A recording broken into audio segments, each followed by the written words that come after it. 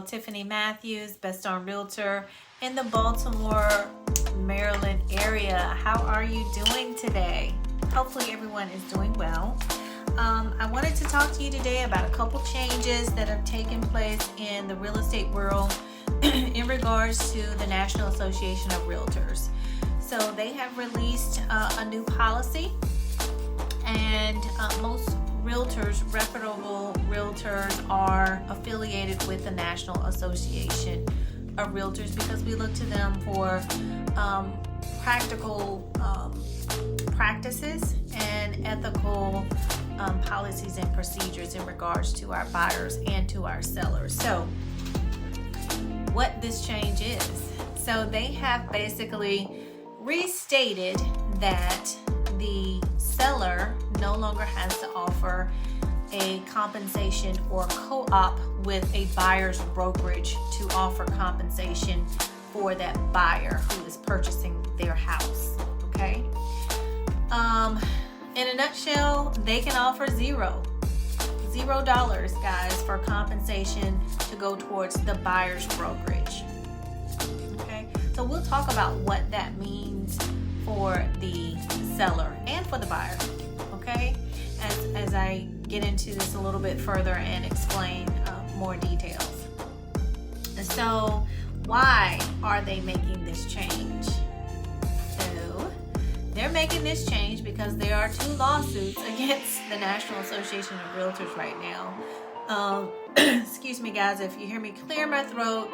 I am getting older. It sucks, but I'm having a little bit of throat issues, and so I'm dealing with that. So I may be clearing my throat or drinking a little bit of water here to make sure that my throat's clear while I'm talking.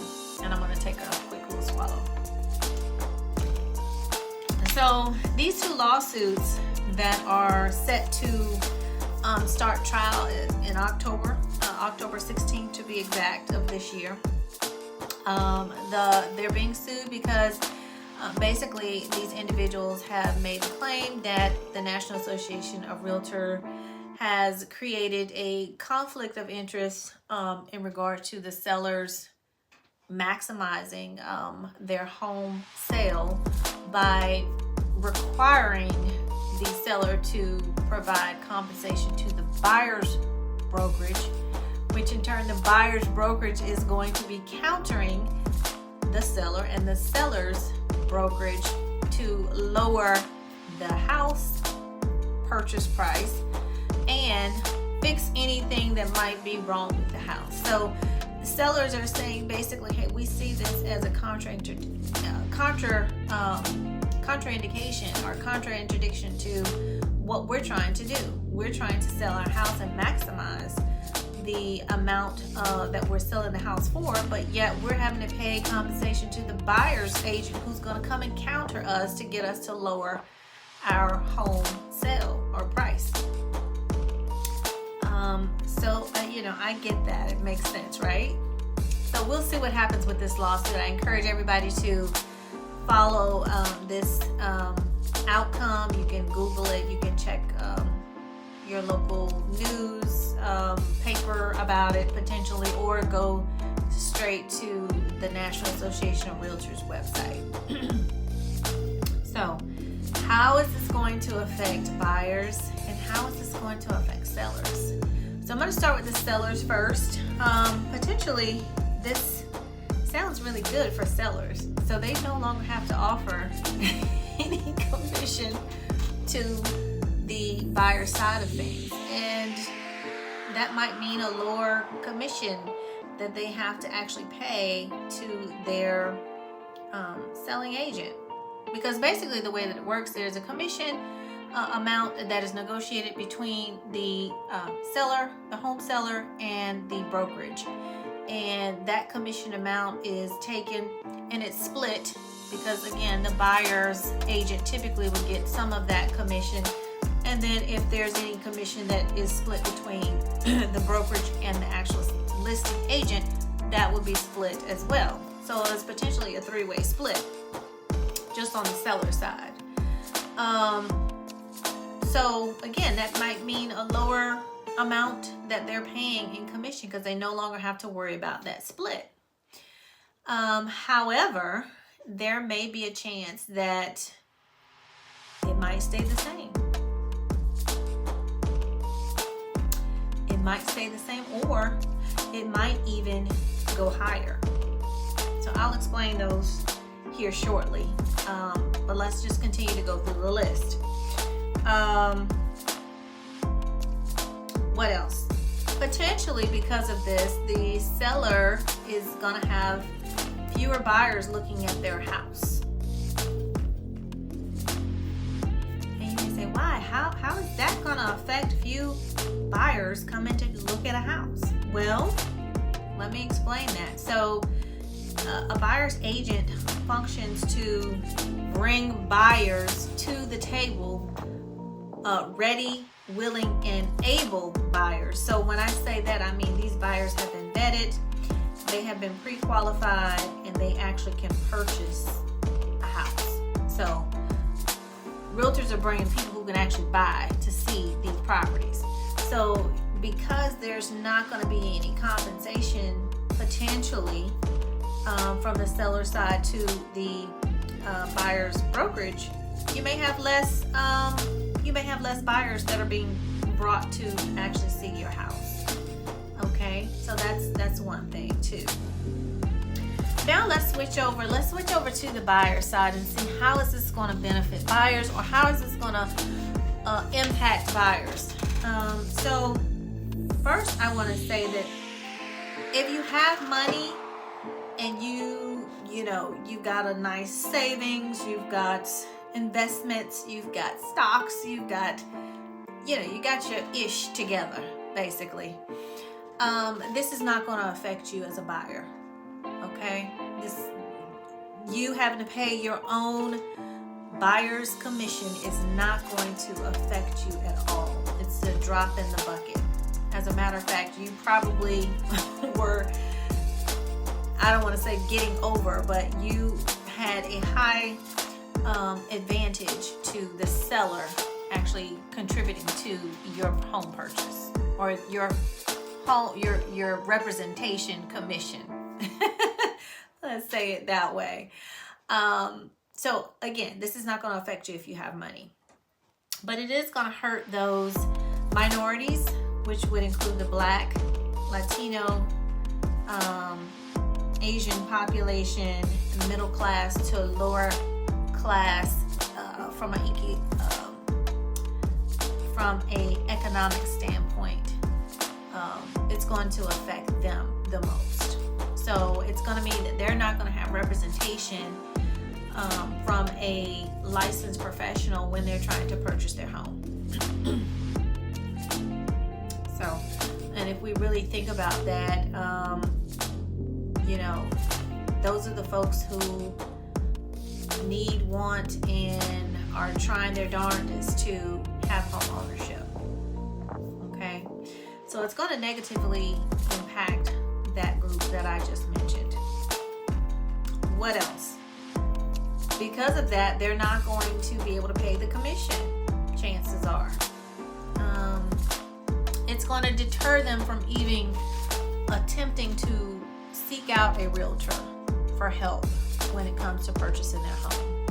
It may even deter them from even wanting to purchase a house because in their mind they may be thinking, I just can't afford it, right? So there's going to be an imbalance in representation for the buyer versus the seller. If the buyer has decided, I'm going to just try to wing it myself, I'll go out here and buy my own house, I'll represent myself, I don't need a realtor. And I'm not saying that buyers cannot do that, because buyers can absolutely do that. But if you needed your teeth cleaned, or you needed a tooth pulled, or let's just say you needed surgery on something, you would seek out a professional, right? Because you want it done right. You don't want to have to go back and be in pain or pay additional money to go back because you did it wrong the first time, right? So why not do it the first time? Same thing with a realtor. Always try to seek out a realtor because we're the professionals and we know what's going on in the market and how to help you purchase or sell your house. So again, these buyers are potentially not going to seek out representation. They're going to try to wing it on their own, which means they're going to be an imbalance in representation, and the seller is going to have that professional real estate agent representing them in a fiduciary manner that is there to benefit the seller and not the buyer. So the buyer is going to have to be well educated and savvy to know the ins and outs of how to purchase a house. And that's a disadvantage to the buyer because, again, the seller has that representation. So you may also encounter with buyers where they say, okay, if I'm going to have to pay all of my commission or buyer representation to purchase your house, then I'm going to insist that you pay more of the closing cost. More or all of the closing costs. Now you may get some buyers that actually do that. Some buyers who have done their homework, they're gonna say, okay, I'm having to pay X amount of dollars on this end, so let's just take it out on the closing cost end and make the seller contribute or help towards that. So that's one thing that the buyers may do that could be beneficial to them, or at least balance it out to where they're not paying the commission and all of the closing costs, right? Because traditionally buyers are paying a lot of money up front, whereas the seller is typically getting a nice profit off the sale of their home.